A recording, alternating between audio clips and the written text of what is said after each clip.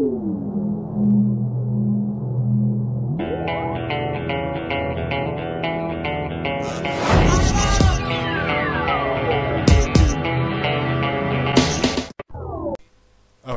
hi, this is h4x0rninja, and we've got a commentary video here for you today, a dual commentary video on a state, and I've got my main admin Nicholas here with me. Nicholas, introduce yourself.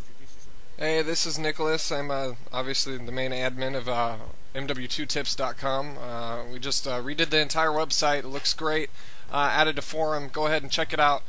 After you watch this video, though, we got a good one here for you. So, the match starts a few seconds in.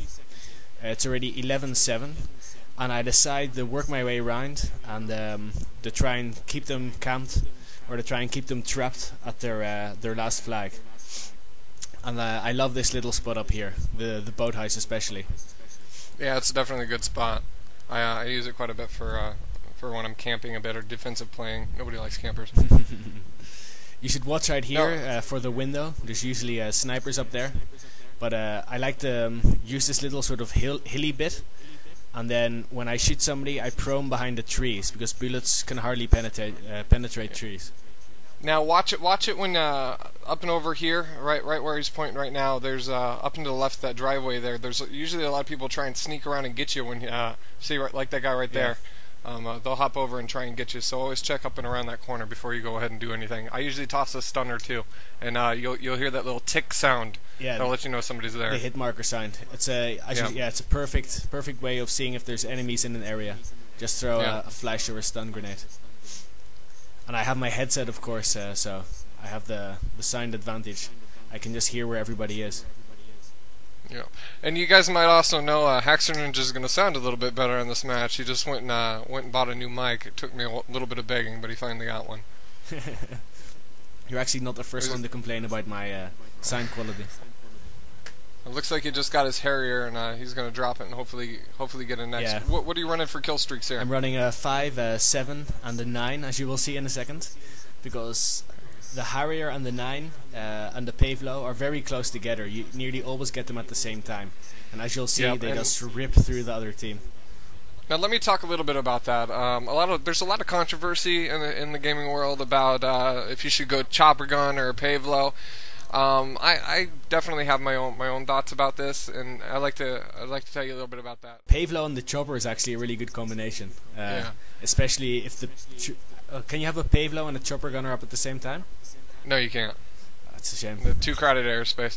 I mean, and even if I don't run that, if you wanted to run a EMP set, I'm personally against the nuke. I've dropped it once, and that was enough for me. I find it too overpowered, and it kind of just ends the game when you can keep killing people.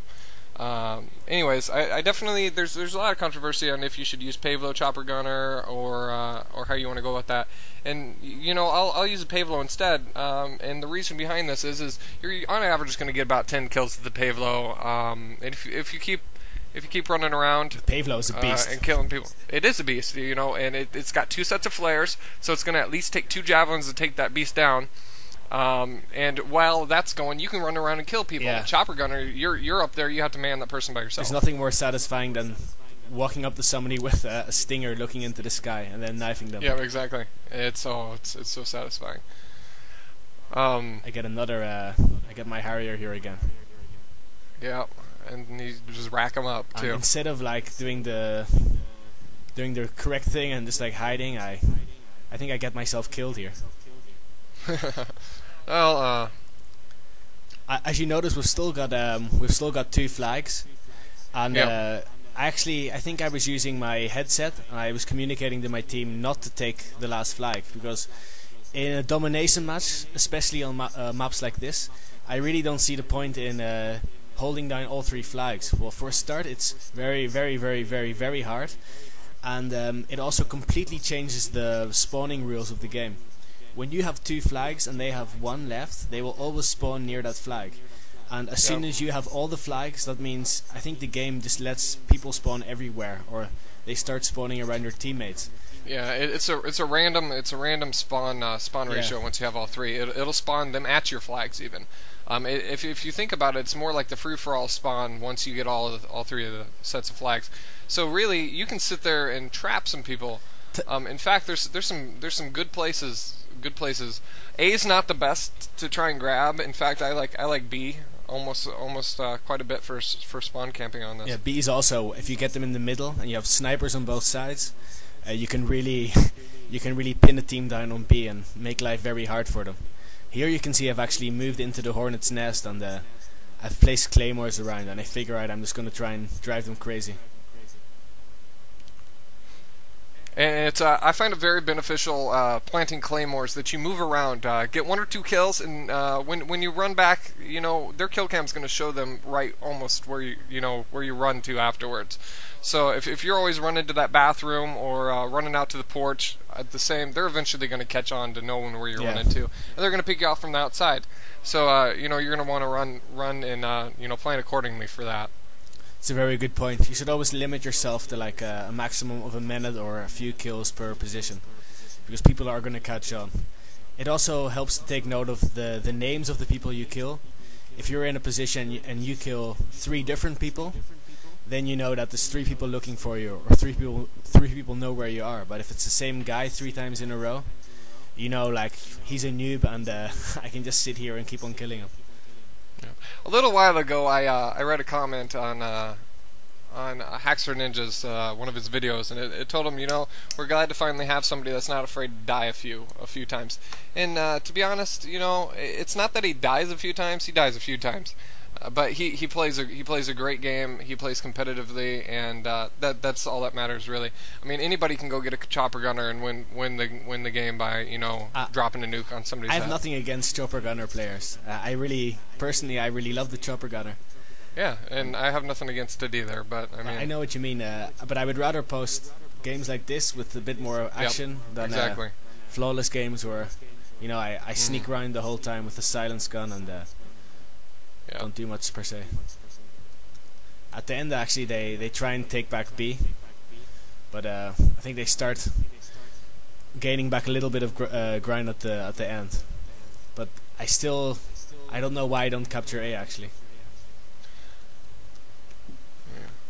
All right, this video is almost about over. I mean, it's got a little while to go left. I wanted to talk a little bit about targeting and a little bit about that. And I'm sure h4x0rninja has a little bit to go on that. Well, you were saying earlier to me that you noticed that a lot of players aim at the enemy's feet, and it's actually a habit that lots of people pick up in first-person shooter games. And it's a bad habit to get into. Very bad habit. And they never seem to lose it.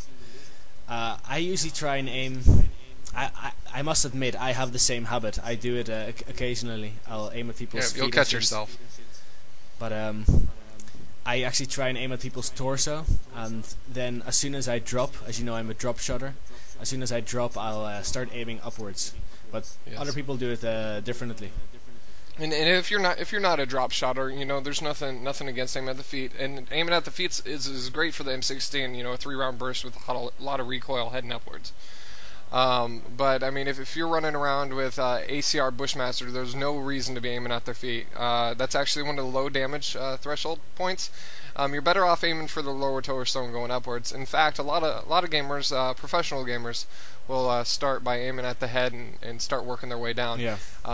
As a player moves closer to you, obviously their body gets larger in image size.